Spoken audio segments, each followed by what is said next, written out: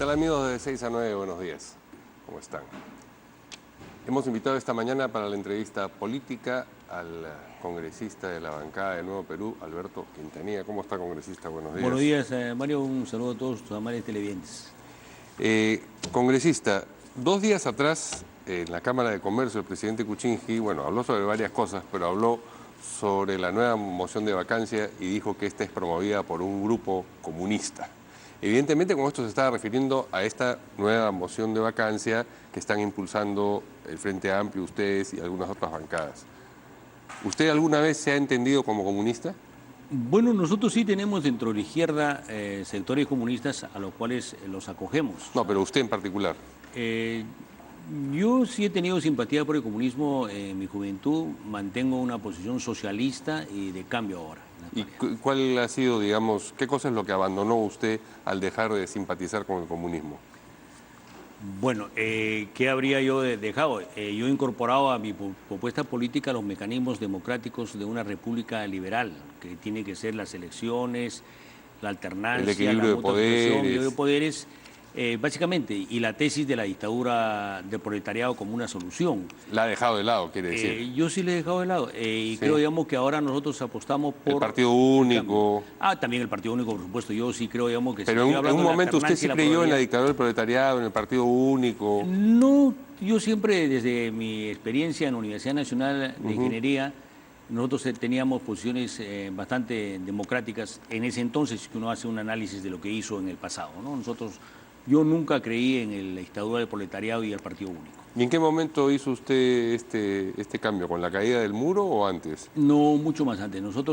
Yo empiezo a hacer política en la Universidad Nacional de Ingeniería en 1969. Ya, pero ¿en qué momento deja usted de lado la convicción de que la dictadura del proletariado y la tesis del partido único eran... Ya más formalmente la debo dejar en esa época de la universidad, en 70, 74. Además, yo me iniciaba políticamente recién en ese entonces. ¿Creyó alguna vez en la lucha armada? Yo no. Mire, a ver, mi experiencia es, yo empiezo el 69 en la universidad y formamos una serie de círculos de estudio que estudiábamos política en el país. Entre ellos incluía, digamos, estudiar las corrientes liberales, neoliberales, las keynesianas y también las marxistas, ¿no? Y el tener conciencia de los planteamientos en sus magnitudes que uno va perfilando, y creo, digamos, que en esos años uno ya tuvo una posición, en mi opinión... ¿Nunca le pareció que la lucha armada era una opción para llegar al poder legítima? Yo creo que en los países a partir del 70, que es mi vida política, no.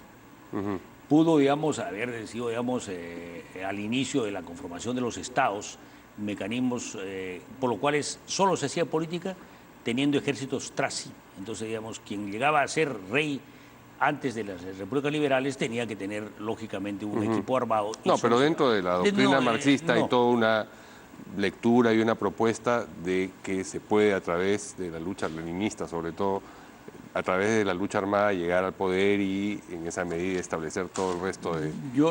¿Nunca suscribió usted esa...? No suscribí desde que tuve conciencia, digamos, de las opciones que significaban eso. Pero empezaba usted diciendo que dentro de la izquierda todavía hay sectores comunistas y que están, digamos, dentro o bajo el techo, ya sea del Frente Amplio o de Nuevo Perú. Comunistas sí, pero que crean en la lucha armada o en la dictadura, no. ¿Y en qué cosa radica entonces su comunismo ahora? Bueno, a diferencia de lo suyo, que me ha dicho que es el socialismo. Ya. Yo creo, digamos, que los comunistas que incorporan dentro de ser político es, digamos, la lucha democrática, las elecciones, la alternancia. No olvidemos un principio que nos dejó José Carlos Mariátegui. La revolución en el Perú, el cambio social tiene que ser una creación heroica y no calco ni copia. Entonces yo sí creo, digamos, que ya, si tenemos ahora la posibilidad de ser gobierno, tiene que ser, digamos, con los mecanismos que nos permite la democracia. Yo entiendo, eso ya me lo estaba comentando a propósito de sus propias convicciones, pero al mismo tiempo me ha dicho, yo no soy comunista, pero dentro de la izquierda hay sectores comunistas. ¿Cuál es la diferencia entre esos sectores comunistas y lo que usted piensa? ¿Qué cosa es lo que todavía aquello en lo que ellos todavía creen y usted ya no? Bueno, me está preguntando cuál es la diferencia, digamos, entre lo que plantea el Partido Comunista Patria Roja y el Partido Comunista Peruano y nosotros que somos Partido Socialista. Okay.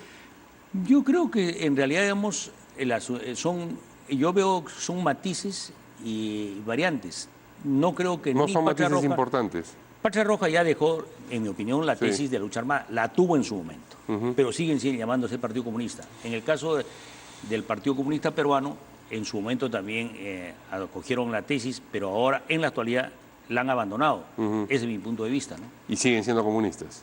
Y siguen siendo comunistas. ¿sí? Entonces, cuando Pedro Pablo Kuczynski dice un grupo de comunistas, digamos, su imprecisión no es muy pronunciada. No, Porque, yo creo- porque usted está diciendo que todos estos se entienden como comunistas, pero ya creen en la democracia No, pero veamos el formal. contexto de las declaraciones. Miren, en política hay que ver el contexto. Y las declaraciones de Pedro Pablo Kuczynski de acusarnos a nosotros primero de extremistas, violentistas, comunistas, está recurriendo a una práctica macartista. ¿Violentistas ha dicho? Bueno, no sé, exactamente no usó la frase, pero digamos, sí. cuando éramos grupos cercanos al terrorismo y digamos éramos comunistas y después queríamos destruir el sistema, y yo creo que nos ha aludido que usamos Ha dejado violentistas. implícita la Pero la digamos, en categoría el caso violenta, de Pero Pablo Kuczynski lo que quiere es recurrir a una suerte de macartismo, y el macartismo es levantar el temor en la población hacia el comunismo. sí. Eso es para ahuyentar a Fuerza Popular de la Exacto, iniciativa, y además, ¿no? por ejemplo, nos pone a debates, por ejemplo, como el tema de Venezuela, ¿no? Porque sencillamente sabe que en ese tema sí va a lograr, digamos, que varios sectores de la población rechacen esa posición, entonces, negándonos a los de Nuevo Perú y el Frente Amplio, vamos a lograr un nivel de aislamiento. Yo creo que él se equivoca, porque yo creo que habría que recordarle a Pedro Pablo Kuczynski cómo explica él en las coordinaciones y el apoyo que le dimos en la segunda vuelta para que él le gane a Keiko Fujimori y sea presidente. Entonces ahí nosotros no éramos ni violentistas, ni comunistas, ni mucho menos, o él estaba dispuesto a hacer alianza con esos que ahora critica. Y también en la votación del 21 de diciembre en el Congreso, nosotros no votamos por la vacancia. Y si hubiésemos No votado, votaron, punto. No votamos, nos retiramos. Sí, claro. Pero si hubiésemos votado, estaría vacado. Nosotros en ese entonces no votamos porque queríamos un escenario de juego democrático. Y el escenario del 21 de diciembre era la posibilidad del copamiento de los poderes del Estado por parte del fujimorismo. Ya tenía el control y lo tiene del Congreso. Podía, digamos, vía las renuncias sucesivas de Martín Vizcarra y de Mercedes Araoz, tener la presidencia a través de Lucho Galarreta y convocar unas elecciones, en mi opinión, con un marco absolutamente antidemocrático. Y tenían la posibilidad todavía de copar el Tribunal Constitucional vía la defenestración y el Ministerio Público. Entonces lo que determina que ustedes se retiren del hemiciclo es el riesgo de este copamiento fujimorista. Sin embargo, en lo que concernía a Pedro Pablo Kuczynski en sí mismo, ¿ustedes consideraban que había materia suficiente para vacarlo? Poco a poco tomamos más conciencia. En ese momento. En ese momento ya Manuel Dahmer había hecho una exhaustiva investigación. Y él nos expuso, consideramos... Pero no fue suficiente. No, sí fue suficiente. El problema era, digamos, que es una decisión política. Hicieron un costo-beneficio, Hicimos digamos. un costo-beneficio, efectivamente, y optamos por un juego democrático, porque el copamiento es totalmente pernicioso, y cuando hay copamiento se aflora el abuso del poder y la corrupción inevitablemente, como si fuese 2 más 2 más 4. 2 más 2 son 4. Y esta moción que están preparando con el Frente Amplio ya cuenta también, están coordinando activamente con Acción Popular y con Alianza para el Progreso, o sea, se reúnen y están discutiendo un texto. Mire, el texto, hemos tenido reuniones con los 4 bilaterales y también algunas comisiones en conjunto, los equipos que están redactando la moción. Hemos hecho ya ¿Un borrador? Un segundo borrador, el primero que presentamos, lo hemos ya dado a conocer a las otras fuerzas políticas y esperamos llegar al 26 con una redacción conjunta, ¿no? Bueno, ahí tenemos algunas otras cuestiones colaterales. Acción Popular nos pide que esperemos, primero nos pedían que esperemos el resultado de la Comisión Lavajato, pero ahora nos están pidiendo que esperemos las declaraciones de Barata. Nos parece entendible, son días más, días menos, pero en fin. Pero esa es la oportunidad de presentar el texto, pero el texto es unívoco. El texto sí se está conversando hasta la fecha con estas prioritariamente, o sea, con Frente Amplio y sí, con conocimiento de todas las observaciones con Acción Popular y APP. Ajá. Ahora, evidentemente lo que va a asignar la fortuna de cualquier moción es que los ahora 60 votos de Fuerza Popular la acompañen o no la acompañen, ¿no es cierto? Sin esos 60 votos no hay manera de que se alcancen los 87. No hay manera. Y nosotros hemos tenido una conversación con Fuerza Popular, con sus voceros, entre ellos Daniel Salaverr, y estuvo Miki Torres también, Becerril y la señora... Letona, ¿quién? No, Letona no, la vocera alterna, Marisa Salazar. Ajá. Y ellos nos manifestaron de que veían con buena simpatía siempre y cuando la moción no incluyera el indulto. Sí, y nosotros le explicamos que por razones políticas y constitucionales el indulto no está considerado en esta oportunidad, porque el indulto, siendo una infracción constitucional, tiene no el trámite de la acusación constitucional. O sea, la responsabilidad personal del presidente solo puede ser ejercida después, 6 meses después que deje la presidencia, cuando ya no tenga inmunidad, y durante su mandato por cuestiones específicas que no están, digamos, esa tradición. Ahora, es evidente que por su circunstancia interna, Fuerza Popular está dudando de si apoyar o no una moción de vacancia, alguna moción de vacancia en este momento, porque cada vez que habla del asunto se le filtra un nuevo congresista para el otro lado. Esa es una situación política real, ¿no es cierto? Bueno, sobre eso hemos conversado también con ellos y nos manifestaron que tenían una convicción, que tenían la solidez de su organización y que si había algunas disidencias serían menores. Bueno, pero en todo caso es un problema interno de ellos. No, ya, nosotros actuamos en política. Usted tiene que darse cuenta de qué cosa es verosímil que ocurra, más allá de lo que usted quiera que ocurra. Parecería que Fuerza Popular está dudando y dudará hasta el último momento de apoyar alguna moción de vacancia porque el costo para ellos es elevado, ¿no le parece? Yo sí creo que le parece, pero nosotros en ese caso nosotros actuamos con principios, ¿no? Que es el escenario. Mire, el escenario de diciembre, del 21 de diciembre a la fecha, es un escenario ahora donde hay más posibilidad de ejercicio de mutuos controles constitucionales entre los poderes. Si hubiese habido un copamiento del Tribunal, del Ministerio Público y un aceleramiento del copamiento del Consejo de la Magistratura y el Poder Judicial, hoy no tendríamos la sentencia de la Sala B Penal Nacional sobre el caso Pativilca, por ejemplo. Y en el caso de que procediese la vacancia de Pedro Pablo Kuczynski, ¿ustedes son partidarios de que Vizcarra asuma las riendas del poder o están en el talante de que se vayan todos? Estamos totalmente de acuerdo con que sea Vizcarra y eso también lo hemos hecho saber a las otras fuerzas políticas que han manifestado su simpatía. Porque el Frente Amplio tenía un postulado un poquito más ambicioso en ese sentido. Tenemos bastante coincidencia con el Frente Amplio y hay unas también diferencias, algunos matices, pero nosotros confiamos en llegar a una reacción conjunta, ¿no? O sea, ciertamente, digamos, la posibilidad de incluir o no el indulto como causal ya quedó de lado. Está dejando de lado, ¿no? ¿Todavía no es claro que lo van a dejar de lado? Es que cuando se deje de lado es cuando tengamos la reacción final, ¿no? Ya ellos están dejando de lado esa opinión. Pero en buen sentido de la palabra, porque es con intercambio de opiniones y un poco, digamos, ajustándonos a los marcos constitucionales. Mencionaba usted hace un momento la circunstancia de que el gobierno haya desinvitado a Nicolás Maduro a la cumbre de las Américas como una pieza más dentro de este escenario político. Es decir, al plantear algo tan terminante, digamos, los pone a ustedes y al Frente Amplio, que en más de una circunstancia han sido contemplativos con el gobierno de Nicolás Maduro. Verónica Mendoza diciendo no es una dictadura porque hubo elecciones y demás expresiones de esa naturaleza que se suelen recordar. ¿Qué van a hacer ustedes frente a esas circunstancias? Sencillamente seguir diciendo no, Maduro es como Trump y si... Nosotros tenemos una posición clara en ese aspecto. O sea, las relaciones internacionales las dije el presidente de la República.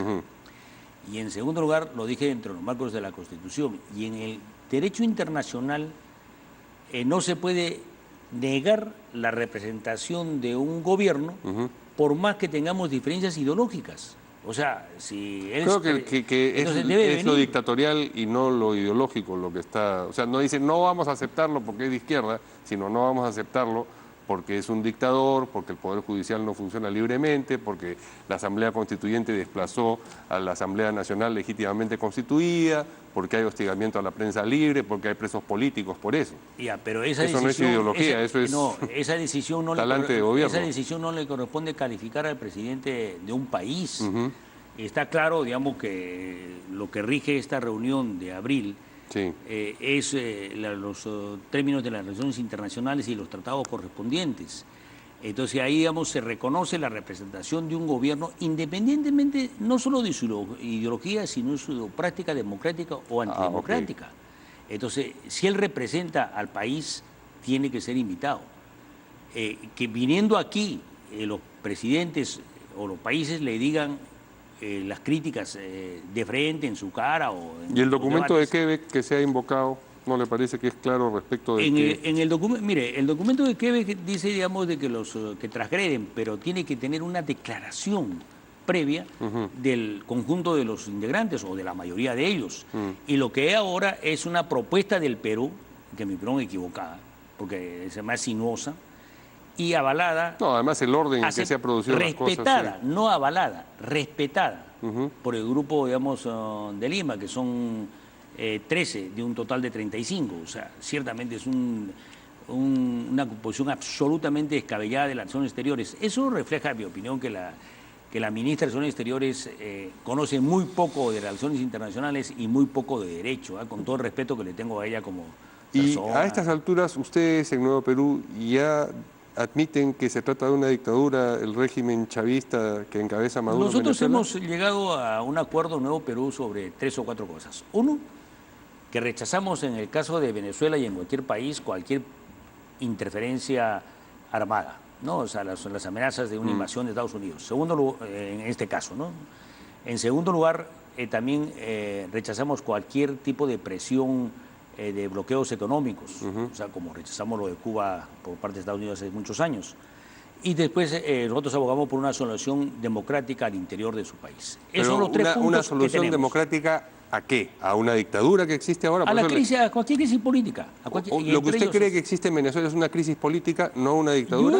Yo he declarado personalmente, y es una opinión ya personal y que comparto con varios miembros de Nuevo Perú, es una dictadura. Claro. Hay otros compañeros en Nuevo Perú que a partir de esos supone 3 un problema puntos para básicos ustedes, ¿no? Porque cada vez que se les pregunta, se ruedan las escaleras, es decir, comienzan a decir, bueno, nosotros lo que criticamos... Pero yo le estoy diciendo que yo... Sí, no, está muy bien, yo saludo hay otros que compañeros usted nosotros hemos llegado que esos diga puntos, con todas sus vamos a letras. mantenerlos, digamos, en ese plano, porque, mire, las opiniones sobre problemas políticos de terceros no puede ser un problema de solución, de crisis y de ruptura, digamos, al interior de una situación. Bueno, es igual que si una es por familia. los estándares de democracia, sí, porque es importante que una agrupación diga, yo por democracia entiendo esto, así como que diga, yo por corrupción entiendo esto. Dicen, no, bueno, ellos creen que es corrupción, nosotros no creemos que es corrupción, pero no es importante para la definición de la organización política.